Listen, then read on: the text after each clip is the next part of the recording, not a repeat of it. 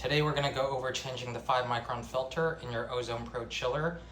To save time, I've turned the Pro chiller off and I've turned the shutoff valve into the off position to cut off the water from the cold plunge into the Pro chiller. I've also removed the condensation sleeve and I've filled up a new container with a new micron filter.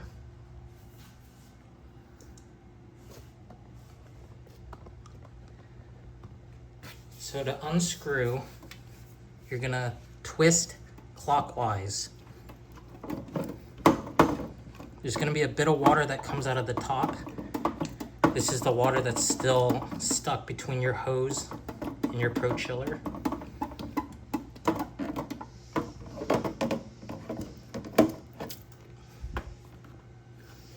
That's what a dirty filter looks like. This is roughly 4 weeks.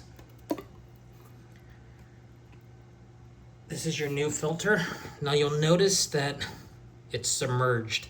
If you put it in dry, it will be buoyant and it'll float. So we would suggest just watering it down before putting it in the clear container. And then just make sure that you line it up with the little knob at the bottom.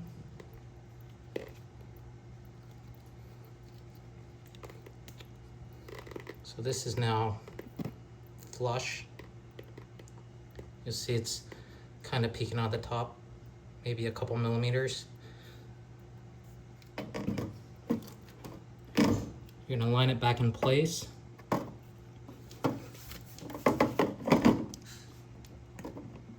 Twist counterclockwise.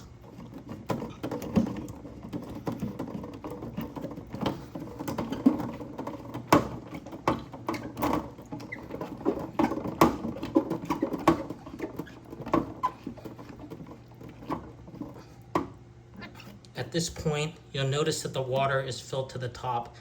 If it's not, it's okay. When you open your shutoff valve, you can slightly loosen this to have the water continue to fill it to the top and then tighten from there.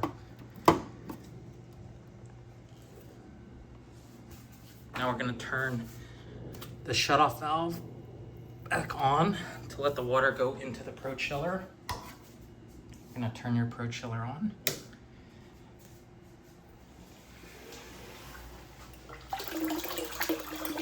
And if done correctly, your water should resume.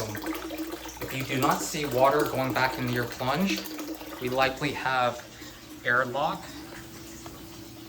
which means that there's air stuck inside your chiller. If that happens, again, unscrew the top slightly, let the water fill it back to the top, screw it in tight, turn off your Pro chiller, turn it back on, and you should see water flow.